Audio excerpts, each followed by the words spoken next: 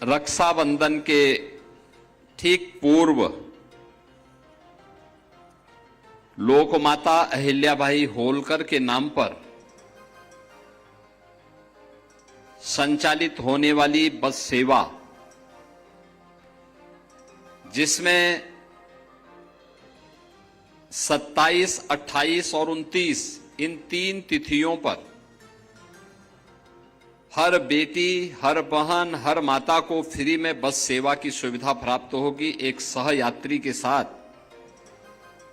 और इसके उपरांत 60 वर्ष से ऊपर की सभी माताओं और बहनों के लिए इस यात्रा को हम लोग फ्री में उपलब्ध करवाने जा रहे हैं। इस अवसर पर आयोजित आज के इस कार्यक्रम में उत्तर प्रदेश सरकार में परिवहन मंत्री श्री दयाशंकर सिंह जी,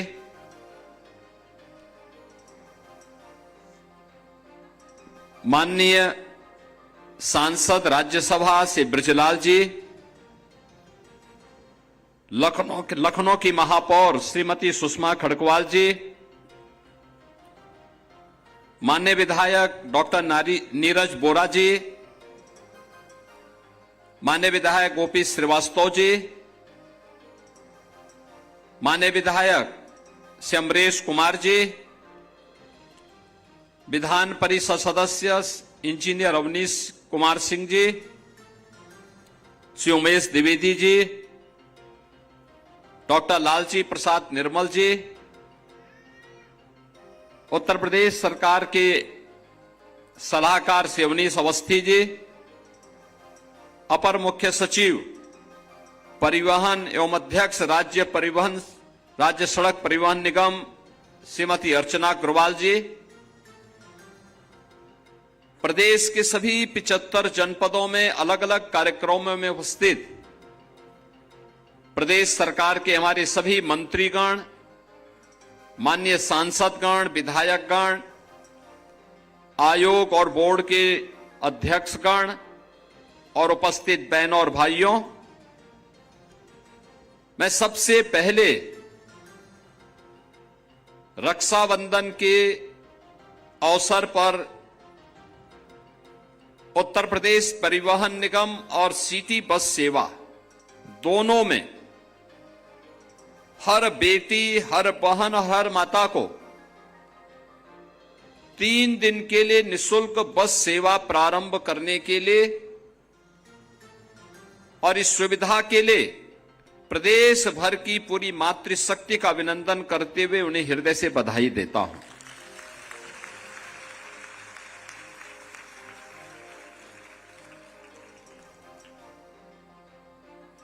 और 29 के बाद 60 वर्ष की कोई भी महिला जो उत्तर प्रदेश की वासी हो, अपना वोटर आईडी कार्ड दिखा करके या आधार कार्ड दिखा करके इस यात्रा का लाभ ले सकती हैं। उनसे कोई भी किराया नहीं लिया जाएगा। ये 2 प्रकार की सेवाएं आज एक साथ प्रारंभ हो रही हैं। पहली बार महिलाओं के हित में काम करने वाले हमारे परिवहन मंत्री श्री दयाशंकर सिंह जी ने कहा कि ये कब घोषणा करें। हमने कहा भी रक्षाबंधन से अच्छा अवसर और क्या हो सकता है, और आज रक्षाबंधन के अवसर पर हम इस यात्रा को प्रारंभ करने जा रहे हैं। तो उन्होंने कहा क्या हो सकता है इस अवसर पर। हमने कहा भी सभी 75 जनपदों में आयोजन करिए, माताएं बहनें आएंगी, उनको मिष्ठान दीजिए, रक्षाबंधन की बधाई दीजिए, इस योजना की अभिनंदन भी करिए। और आज इसी कार्यक्रम में हम लोग सभी एकत्र हुए हैं। सभी माननीय जनप्रतिनिधिगण यहां पर उपस्थित हुए हैं और इतनी भारी संख्या में लखनऊ, सीतापुर, उन्नाव, बाराबंकी और रायबरेली अन्य जनपदों से आप लोग भी आए हैं। मैं आपका इस अवसर पर हृदय से बधाई देता हूं और सभी 75 जनपदों में आयोजित कार्यक्रमों में उपस्थित माताओं बहनों को भी हृदय से बधाई देता हूं, अपनी शुभकामनाएं देता हूं। आज जब हम इस कार्यक्रम में उपस्थित हैं, मैं आप सभी से एक बारे में जरूर बोलना चाहूंगा। ये जो सरकार आज आपके लिए इस योजना का शुभारंभ कर रही है, सबसे पहली बात तो जो यहां पर कहा गया, योजना का नाम हम लोगों ने रखा है लोकमाता अहिल्याबाई निशुल्क बस यात्रा। लोकमाता अहिल्याबाई होलकर का महिला स्वावलंबन में बहुत बड़ा नाम है।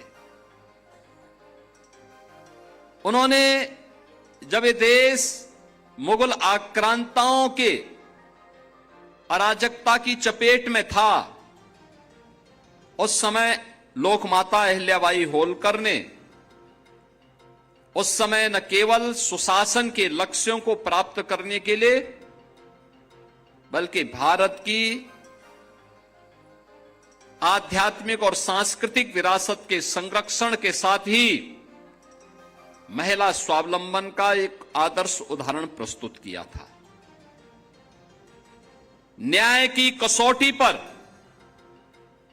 उन्होंने उस समय जो तय किया था, आज उसका परिणाम हम सबके सामने है। जो चर्चा अभी यहां बृजलाल जी कर रहे थे, जो चर्चा यहां पर अभी श्री दयाशंकर सिंह जी कर रहे थे कि काशी में काशी विश्वनाथ का मंदिर हो या फिर सोमनाथ के मंदिर का, देश के अंदर सैकड़ों ऐसे मंदिर हैं जिन मंदिरों के पुनरुद्धार का कार्य विदेशी आक्रांताओं के द्वारा जब इन मंदिरों को तोड़ा गया था, क्षतिग्रस्त किया गया था, उन मंदिरों के पुनरुद्धार का काम अगर किसी ने किया था तो उस समय लोकमाता महारानी अहिल्याबाई होलकर जी ने किया था। और आज मुझे बताते हुए प्रसन्नता है कि जब भी महिला स्वावलंबन की बात होती है तो हम सब लोकमाता अहिल्याबाई होलकर का नाम बड़ी श्रद्धा के साथ, बड़े सम्मान के साथ स्मरण करते हैं। और इसलिए हम लोगों ने जब प्रदेश के अंदर कामकाजी महिलाओं के लिए छात्रावास बनाने के कार्यक्रम का एक योजना आगे बढ़ाई, लोगों ने कहा क्या नाम हो सकता है। मैंने कहा उन सभी जनपदों में जो भी हॉस्टल बनेंगे, प्रत्येक हॉस्टल में 500 कामकाजी महिलाएं रह सकती हैं, और मैंने कहा ये लोकमाता अहिल्याबाई के नाम पे होना चाहिए, और उनका निर्माण का काम हो रहा है। ये लखनऊ में, कानपुर में, आगरा में, गाजियाबाद में, मुरादाबाद में, बरेली में, प्रयागराज में, अयोध्या में, गोरखपुर में, काशी में, झांसी में, सभी जगह लोकमाता अहिल्याबाई होलकर के नाम पर कामकाजी महिलाओं के लिए छात्रावास के निर्माण का काम किया जा रहा है, जहां पे माताओं को, बहनों को, बेटियों को जो कामकाजी हैं उनको वहां पे निःशुल्क रहने की सुविधा प्राप्त होगी। और जब इस बस सेवा को प्रारंभ करने की बात आई तो हमने कहा भी देखो महिला स्वावलंबन का एक आदर्श उदाहरण बनेगा ये, और इसका नाम भी रखिए लोकमाता अहिल्याबाई होलकर के नाम पर। तो इस पूरी सुविधा का नाम है लोकमाता अहिल्याबाई निःशुल्क बस यात्रा।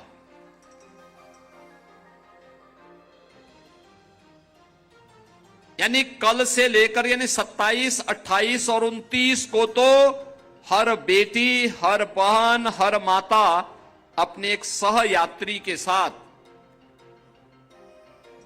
उत्तर प्रदेश परिवहन निगम की बस में या सिटी बस की सेवा में निःशुल्क यात्रा कर लीगी। और इसके बाद 29 के बाद 60 साल से ऊपर की माताओं के लिए बस यात्रा आईडी कार्ड उनका प्राप्त होने पर, वोटर आईडी कार्ड हो या आधार कार्ड हो, उस आधार पर फ्री में वो यात्रा रहेगी। वे कहीं भी उत्तर प्रदेश के अंदर जा सकती हैं, कहीं कोई दिक्कत नहीं होगी, कोई किराया उनका नहीं लगेगा। आपका किराया अब हम लोग देंगे, सरकार आपका किराया भरेगी। इसलिए इन दोनों स्कीम को एक साथ यहां पे लागू करते हुए मुझे बहुत प्रसन्नता की अनुभूति हो रही है। बहनों, माताओं, आज जब हम सब यहां पर उपस्थित हुए हैं तो मुझे यह बताते हुए प्रसन्नता की अनुभूति हो रही है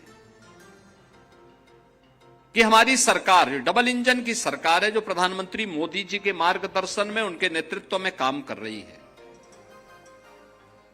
और प्रधानमंत्री मोदी जी के कारण पहली बार आधी आबादी को शासन की योजना से जोड़ने के लिए एक व्यापक कार्य योजना बनी। वे कार्य योजना का हिस्सा है, वे सभी स्कीम है जिसमें बेटी के जन्म से लेकर के उसकी शिक्षा तक, बेटी की शिक्षा से लेकर के उसके रोजगार तक, बेटी के रोजगार से लेकर के उसकी उद्यमिता तक, और जीवन के हर पड़ाव पर सुरक्षा, नारी की सम्मान और नारी के स्वावलंबन का की गारंटी। यानी हमारी हर योजना, सरकार का हर निर्णय, सरकार का हर बजट इन्हीं उद्देश्यों की पूर्ति करने के लिए समर्पित है। यानी सब कुछ जो भी है, आधी आबादी उससे अलग नहीं हो सकती और उनको भी पर्याप्त प्रतिनिधित्व प्राप्त हो, इस दृष्टि से ये सब कार्य सरकार ने आगे बढ़ाने का निर्णय लिया। आज जब इन सब बातों की चर्चा करता हूं, मुझे 2017 के पहले की भी सरकारों के कार्यप्रणाली याद आती है। 2017 के पहले एक दौर था, उस समय ये हर बेटी, हर बहन और हर माता की जबान पर एक नारा गूंजता था कि देख सपाई बिटिया घबराई। यानी जिन गुंडों को देख करके बिटिया घबरा जाती थी, यह नारा उस दौर के उस गवर्नेंस के मॉडल का नाम है जिसमें बेटी की सुरक्षा पे संकट था, जहां पे उनका कोई सम्मान नहीं रह गया था। और स्वावलंबन की बात ही कहां, जब सुरक्षा नहीं, सम्मान नहीं, तो स्वावलंबन कहां से? न कोई इंटीग्रेटेड हेल्पलाइन थी, न कोई कमांड सेंटर था, न सीसीटीवी का नेटवर्क था, न महिला बीट सिस्टम था, न महिला हेल्प डेस्क। पेंशन और छात्रवृत्ति बिचौलिए तय करते थे और पुष्टाहार पर माफिया का कंट्रोल था। उत्सव से पहले उपद्रव हो जाते थे और कर्फ्यू जब लगता था तो सबसे ज्यादा परेशानी होती थी माताओं बहनों को। Land mafia, sand mafia, one mafia, पशु माफिया, नकल माफिया, ये प्रदेश की पहचान थी। माफिया सिंडिकेट की सत्ता प्रदेश की सत्ता के समानांतर चलती थी। और बुंदेलखंड में हम जाते थे, पूरी जिंदगी माताओं और बहनों की मटका में पानी ढोते ढोते व्यतीत हो जाती थी।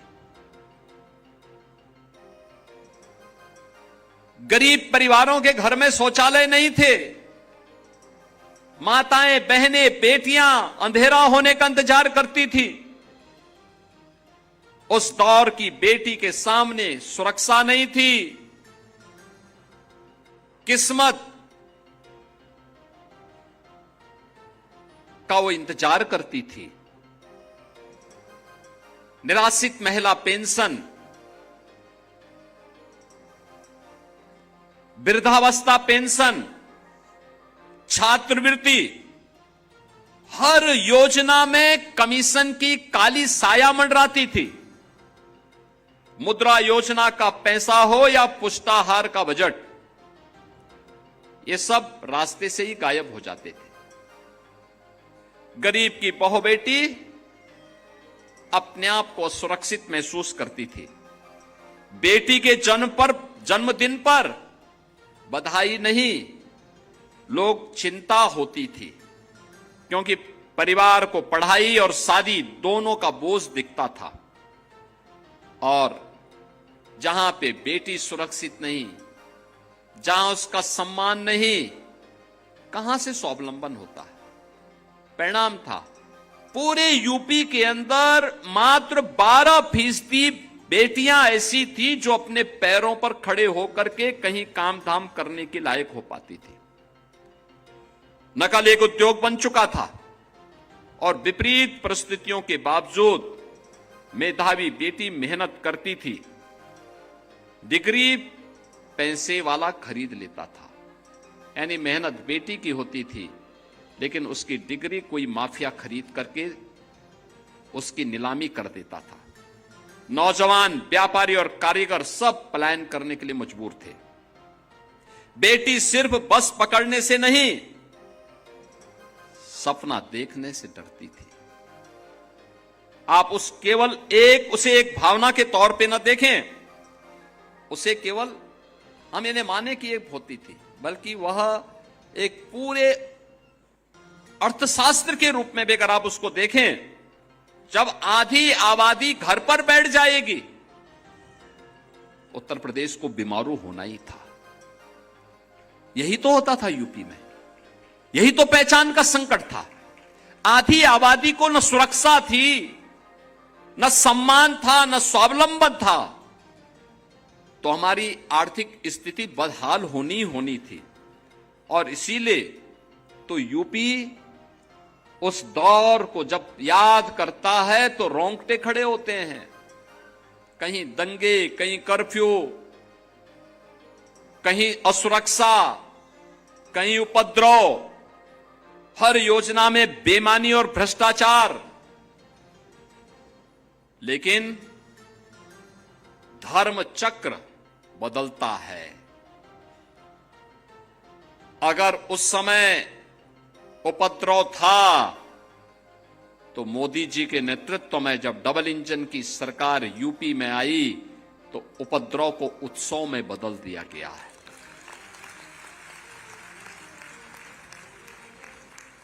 कर्फ्यू और दंगा से मुक्त करके यूपी को चंगा बना दिया गया है।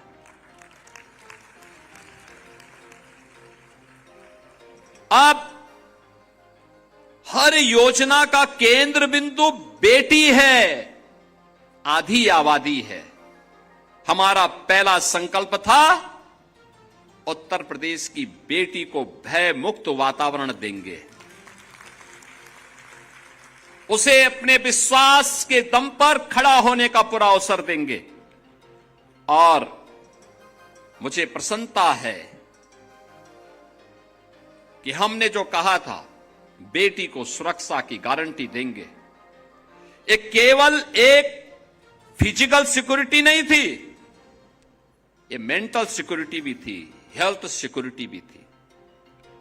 आज हमारे पास मिशन शक्ति केंद्र है, हर शहर में AI based safe city network है, और 1090 का 112 का इंटीग्रेटेड रिस्पांस सिस्टम भी हमारे पास मौजूद है।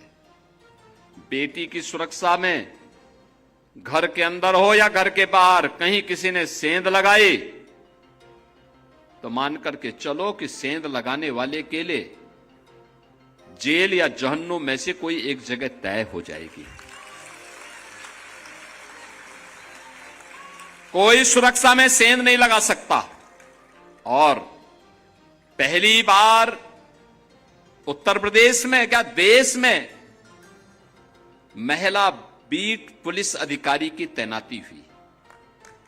यह पहली बार हो पाया है।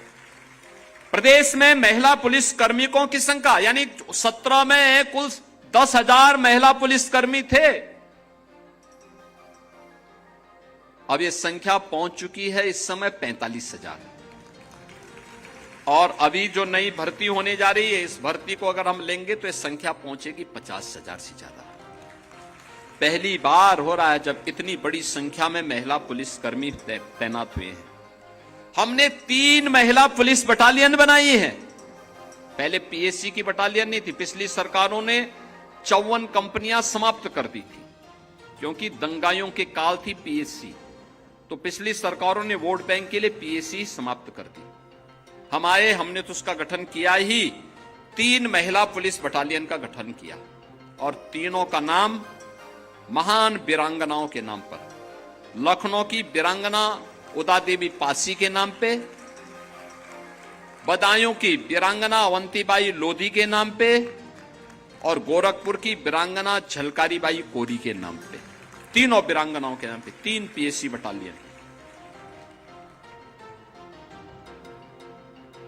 Pink booth one stop centre, ये भी आज पूरी व्यवस्था की गई है। आज शिकायत दर्ज होने के बाद उसकी ट्रैकिंग, उसकी टाइमलाइन और जवाबदेही की व्यवस्था है। पहले बेटी की सुरक्षा किस्मत पर निर्भर थी, आज वह सिस्टम, डेटा और टेक्नोलॉजी पर निर्भर है। हमारा लक्ष्य सिर्फ केवल यह नहीं है कि बेटी घर पहुंचने के बाद सुरक्षित रहे, बल्कि हमारा लक्ष्य है बेटी घर से निकले, कार्य करे, कारोबार करे और रात में भी अपने अधिकार के साथ सुरक्षित घर लौट सके। ये सरकार गारंटी दे रही है, और इसीलिए महिलाओं को आवश्यक सुरक्षा प्रावधानों के साथ नाइट शिफ्ट में काम करने का अवसर देने के लिए भी हम लोगों ने नीतिगत बदलाव किया है। आज उत्तर प्रदेश में बेटियां नाइट शिफ्ट में भी बिना भय के कार्य कर रही हैं। और मुझे बताते हुए प्रसन्नता है, 17 के पहले जो बेटियां केवल 12% महिलाएं केवल काम कर पाती थीं, स्वावलंबी थीं, आज उनकी संख्या बढ़कर के 36% से ज्यादा हो गई है। सम्मान तब आता है जब महिला के घर में शौचालय हो, रसोई में धुआं मुक्त ईंधन हो, घर में बिजली हो, नल में जल हो और उसके खाते में सीधे पैसा पहुंचे और विपत्ति के समय सरकार उसके साथ खड़ी हो। स्वच्छ भारत में केवल स्वच्छता का अभियान नहीं था, बल्कि हमारी माताओं, बहनों और बेटियों की गरिमा और उनके स्वावलंबन का भी एक आधार बनी थी। हर घर शौचालय। उज्ज्वला ने केवल महिलाओं को धुएं से राहत नहीं दी, बल्कि उज्ज्वला योजना तमाम प्रकार की उन बीमारियों से जिनमें फेफड़े खराब होते थे, उनसे मुक्ति दी। पक्के घरों ने परिवारों को सुरक्षा दी। जल जीवन मिशन ने घर के पास पानी पहुंचे, इसमें समय और श्रम दोनों की दिशा में एक बड़ा बदलाव किया है। और डीबीटी ने बिचौलियों को हटाकर सीधे लाभार्थी के खाते में पैसा देना प्रारंभ किया, सीधे उनके खाते में पैसा देना प्रारंभ किया। हमने महिला को जीवन के अलग अलग पड़ावों को भी पॉलिसी सपोर्ट से जोड़ा है। आज हम लोग बेटी के जन्म लेते ही मुख्यमंत्री कन्या सुमंगला योजना के साथ उस परिवार को जोड़ते हैं। बेटी जन्म लेगी, उसके नाम पे पैसा जाएगा। 1 वर्ष की होगी तो बेटी सभी प्रकार से टीकाओं से आच्छादित है, तो बेटी के नाम पर जैसे ही सभी प्रकार के टीकाओं से आच्छादित हुआ, पैसा चला जाएगा। बेटी 5 वर्ष की हुई, पहली क्लास में प्रवेश हुआ, तो बेटी के नाम पे फिर पैसा जाएगा। बेटी छठी क्लास में जाएगी तो भी बेटी के नाम पे पैसा जाएगा। बेटी 9वीं क्लास में जाएगी तो बेटी के नाम पे प्रवेश लेती पैसा जाएगा। बेटी 10वीं के बाद कोई भी डिग्री, डिप्लोमा या आगे की पढ़ाई करना चाहेगी तो भी पैसा जाएगा। यानी मुख्यमंत्री कन्या सुमंगला योजना बेटी को जन्म लेने से लेकर स्नातक तक की पढ़ाई की सुविधा का एक प्लेटफॉर्म बना है। सामूहिक विवाह योजना ने पिता की चिंताओं को दूर किया है। आज सरकार सामूहिक विवाह योजना में 1 लाख रुपए की सहायता बेटी की शादी के लिए उपलब्ध करवा रही है। निराश्रित महिला पेंशन और वृद्धावस्था पेंशन, दिव्यांगजन पेंशन में 1 करोड़ 10 लाख परिवारों को सालाना 12,000 रुपए की सहायता सरकार उपलब्ध करवा रही है। समाजवादी पार्टी कितना पैसा देती थी? समाजवादी पार्टी के समय में 300 रुपया मिलता था। हम 12,000 रुपया सालाना दे रहे हैं और 300 रुपया वो देते थे, उसमें भी आधा पैसा चट कर जाते थे। आज तो लखनऊ में क्लिक करते हैं हम, पैसा सीधे माताओं के खाते में जाता है। कोई इधर उधर बिचौलिया पैसा निकाल ही नहीं सकता। और उसके बाद पैसा खाते से निकाला तो उसको जेल जरूर जाएगा फिर वो। यानी ये सफाई वहां डकैती डाल देते थे, हमने डकैती डालने का भी अवसर इनको नहीं दिया है। और अभी हम लोग यानी अभी तो बेटी के जन्म से लेकर पढ़ाई तक और आगे भी सरकार हमेशा उसके साथ खड़ी है। हमने एक और व्यवस्था की है, हमारे लिए बड़ा था पहले ये काम कि रक्षाबंधन पे इस कार्यक्रम को करेंगे। अभी हम अक्टूबर या नवंबर में प्रदेश की 50,000 बेटियों को जो स्नातक में पढ़ाई कर रही हैं, ऐसी 50,000 बेटियों को एक स्कूटी उपलब्ध करवाने जा रहे हैं।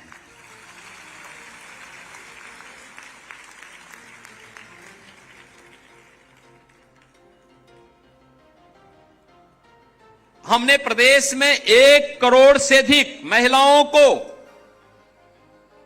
ग्रामीण क्षेत्र में जहां उनका मकान है, उस मकान का मालिकाना अधिकार दिया है घरौनी के रूप में और महिला के नाम पर है।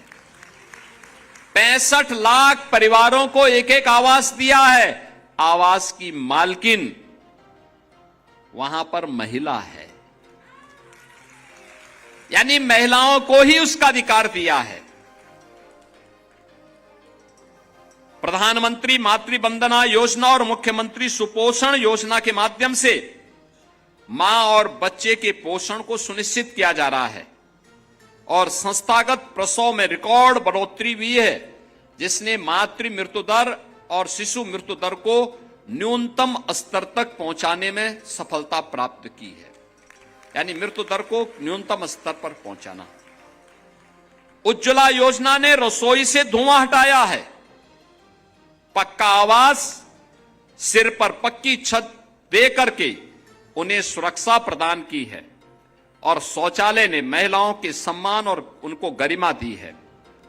पहले पेंशन बिचौलिया हजम कर लेते थे, अब वो सीधे खाते में जा रही है। जनधन अकाउंट के खाते में, आपके स्वयं के खाते में जा रही है।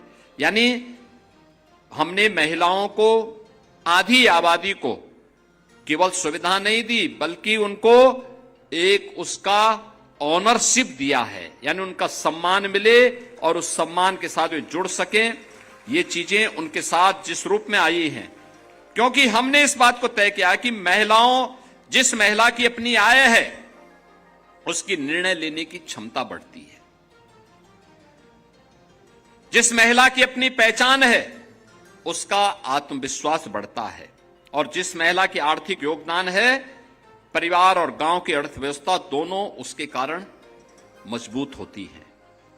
इसलिए हमने तय किया है कि बहनों को मजबूत करेंगे। हम डिजिटल एंटरप्रेन्योरशिप तैयार कर रहे हैं। 8,000 न्याय पंचायतें यूपी में हैं। इनमें से आधी डिजिटल एंटरप्रेन्योर जो होंगी वह महिलाएं होंगी और उनके माध्यम से हम लोग ग्रामीण अर्थव्यवस्था को मजबूती प्रदान करेंगे। आज मुझे बताते हुए प्रसन्नता है कि प्रदेश में सेल्फ हेल्प ग्रुप के माध्यम से जो महिला स्वयंसेवी समूह है उसके माध्यम से खेती, पशुपालन, वहां पे फूड प्रोसेसिंग, हैंडीक्राफ्ट, रिटेल, अनेक स्थानीय गतिविधियों का संचालन उनके माध्यम से वहां पे हो रहा है और यही सोच आदरणीय प्रधानमंत्री जी के लखपति दीदी के माध्यम से उसे आगे बढ़ाती है। इसी इकोसिस्टम में वीसी सखी, बैंकिंग कॉरेस्पॉन्डेंट सखी जैसी भूमिकाएं महिलाओं को गांवों में वित्तीय व्यवस्था को और मजबूती प्रदान करने में अपना योगदान दे रही हैं। आज वे गांव में महिलाएं बैंकिंग सेवाएं प्रदान कर रही हैं। अब टेक्नोलॉजी का दौर है।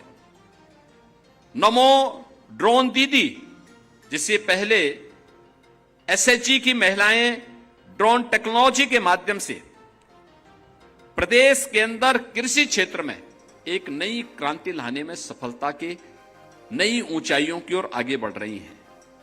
यानी अब कह सकते हैं कि चोले से चेक तक और चेक से कारोबार तक, कारोबार से टेक्नोलॉजी तक वे पहुंच रही हैं।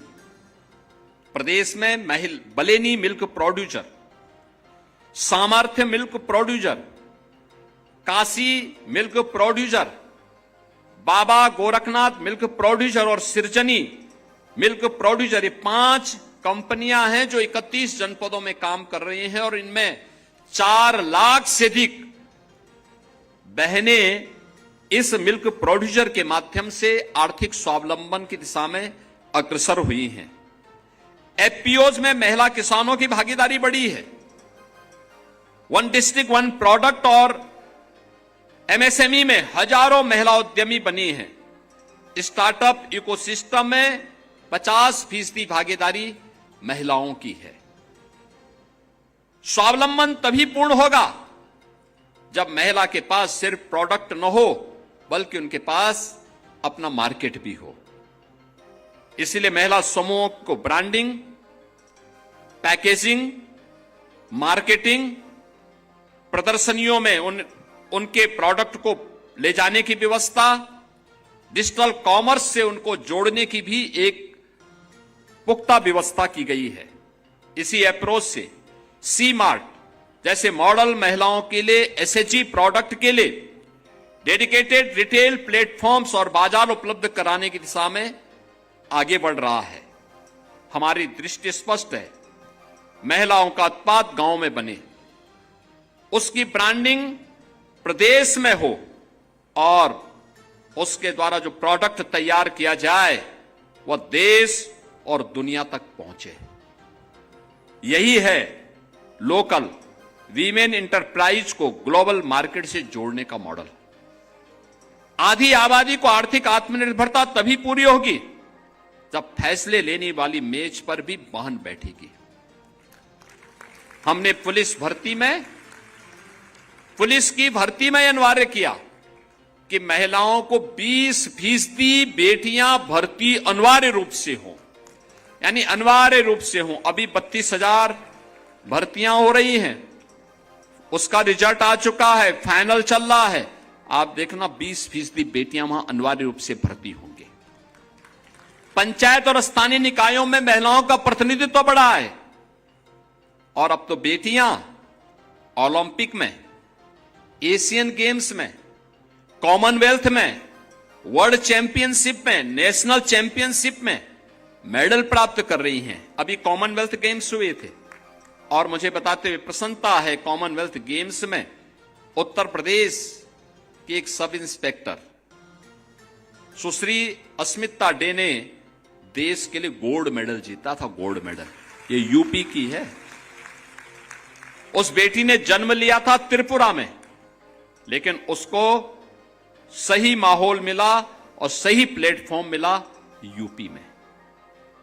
आज प्रशासन में, सेना में, शिक्षा में, स्टार्टअप में हर एक क्षेत्र में आधी आबादी नेतृत्व दे रही है। हमारा स्पष्ट प्रयास है आधी आबादी को आबादी के अनुपात में उन्हें प्रतिनिधित्व प्राप्त हो। और इसी के लिए आपने देखा होगा प्रधानमंत्री जी ने देश की संसद में नारी शक्ति वंदन अधिनियम पारित करवाया। संसद और विधानसभाओं में भी महिलाओं को 1/3 प्रतिनिधित्व प्राप्त हो, अनिवार्य रूप से प्राप्त हो, इसके लिए कानून बनाया। मोदी जी उसको 29 में लागू करना चाहते थे, लेकिन एक कांग्रेस और समाजवादी पार्टी ने विरोध कर दिया। अभी संसद में पेंडिंग है। अवसर मिलने पर उसे पारित करने की दिशा में कार्य किया जा रहा है। और ये महिलाओं को प्रतिनिधित्व मिलना चाहिए। ये एक चैरिटी नहीं या एक इकोनॉमिक इंटीग्रेशन है। जो वुमेन पार्टिसिपेशन को उत्तर प्रदेश में जो हमने 12% से 36% तक पहुंचाया है, हमारा प्रयास है ये कम से कम 50% तक पहुंचना ही चाहिए। इसको आगे बढ़ाना है। हर हाल में इसको आगे बढ़ाने की दिशा में किए जाने वाले प्रयास आज यहां पर हम सबके सामने हैं। और यही कारण है कि आज जो ये सुविधा यहां प्रदान की जा रही है, ये सुरक्षा से सम्मान तक, सम्मान से स्वावलंबन तक और स्वावलंबन से उस नेतृत्व की यात्रा है जहां पर हर बेटी, हर बहन, हर माता अपने आप को पूर्ण आत्मनिर्भर महसूस करे। और उसी को ध्यान में रख करके डबल इंजन की भारतीय जनता पार्टी की सरकार ने बेटी के जन्म पर खुशी हो, उसकी पढ़ाई पर निवेश हो, उसकी सुरक्षा पर भरोसा हो, उसके काम पर सम्मान हो, उसकी आय पर उसका अधिकार हो और उसके सपनों की उड़ान को पूरा एक इकोसिस्टम के साथ हम जोड़ सकें, इस दृष्टि से इसे हमने आगे बढ़ाने का काम किया है। और उसको आगे बढ़ाने की इस पूरी यात्रा को हमने आज महिला स्वावलंबन की प्रतीक लोक माता अहिल्याबाई के नाम पर इस निःशुल्क बस यात्रा को हम प्रारंभ करने जा रहे हैं। मुझे प्रदेश भर की आधी आबादी को, यानी प्रदेश में लगभग 12.5 करोड़ आधी आबादी महिलाओं की है, बेटी, बहन और माताओं की है। इतनी बड़ी आबादी को आज इस सुविधा को उपलब्ध कराते हुए प्रसन्नता की अनुभूति हो रही है कि इतनी बड़ी सौगात आज प्रदेश भर में उपलब्ध प्रारंभ की जा रही है। यह अंतिम नहीं है, ये शुरुआत है, एक शुरुआत है। और उस शुरुआत के लिए मैं रक्षाबंधन के अवसर पर जो एक कार्यक्रम हुआ है, इस कार्यक्रम के लिए प्रदेश भर की सभी माताओं, बहनों को, सभी बेटियों को हृदय से बधाई देता हूं। और मेरी उन सबसे अपील होगी कि रक्षाबंधन का आयोजन, अपने भाई को तो रक्षा सूत्र बांधेंगे ही, लेकिन साथ साथ याद रखना, इस सुरक्षा का दायित्व निर्वहन करने वाले सैनिकों को, पूर्व सैनिकों को, पुलिस के जवानों को, उनको भी आपको आवश्यकता पड़ी तो रक्षा सूत्र बांध करके सुरक्षा के इस इकोसिस्टम को और मजबूत प्रदान करने में आप अपना योगदान देंगे। इस विश्वास के साथ लोक माता अहिल्याबाई होलकर के नाम पर प्रारंभ हो रही इस निःशुल्क बस यात्रा के लिए मैं आप सबको, प्रदेश भर की बहनों और बेटियों को हृदय से बधाई देता हूं। रक्षाबंधन की आप सबको अपनी शुभकामनाएं देते हुए अपनी वाणी को विराम देता हूं। धन्यवाद। जय हिंद। बहुत बहुत धन्यवाद माननीय, आपके भावपूर्ण प्रेरणादायी उद्बोधन के लिए हृदय से हम आपके